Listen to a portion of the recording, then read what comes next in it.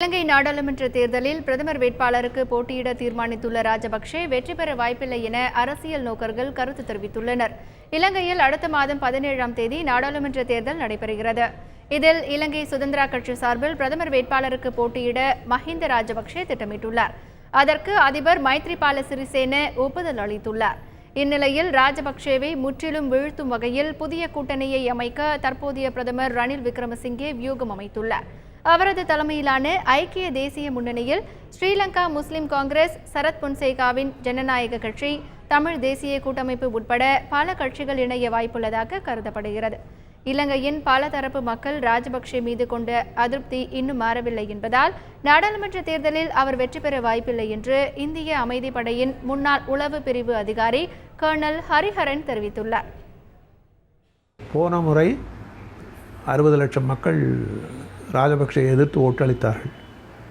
அதே மாதிரி 48 லட்சம் மக்கள் ஆதரவாக ராஜபக்சேக்கு ஓட்டளித்தார்கள். அதனால் இவருக்கு இந்த 40% வந்துடும். இவருக்கும் இந்த யூஎன்பிக்கும் இதே மாதிரி உண்டு. நம்ம ஊரில் ஏடிஎம்கே டிஎம்கேக்கு ஓரளவு கட்சி பலம், அடிப்படை பலம் இருக்குது. அந்த மாதிரி அங்கே உண்டு யூஎன்பிக்கு 28லேருந்து 32% கட்டாயம் வரும்.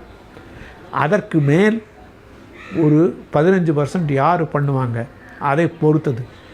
நான் போன தடவை சொன்னேன், ராஜபக்சேயை தோற்கடிக்க ஒரு 10%ஆவது வேணும்னுட்டு. என்னுடைய அது ரொம்ப கஷ்டம், மாற்றுவது முன்னால் யாரும் பண்ணினது கிடையாது. அப்படி அதை பொதுமக்கள் நான் சொன்னது போய் அப்படின்னு நிரூபிச்சிட்டாங்க. பெரும்பான்மையாக ஓட்டளித்து ராஜபக்சே 3-4% இது வித்தியாசத்தில் தோற்கடிக்கப்பட்டார். அதனால் அது ஒரு தடவை நடந்திருக்குது. இது 6 மாதம் தான் ஆயிருக்குது. அதனால் பொதுமக்கள் மனசில் இன்னும் இருக்கும் அந்த காழ்ப்புணர்ச்சி அப்படின்னு நினைக்கிறேன்.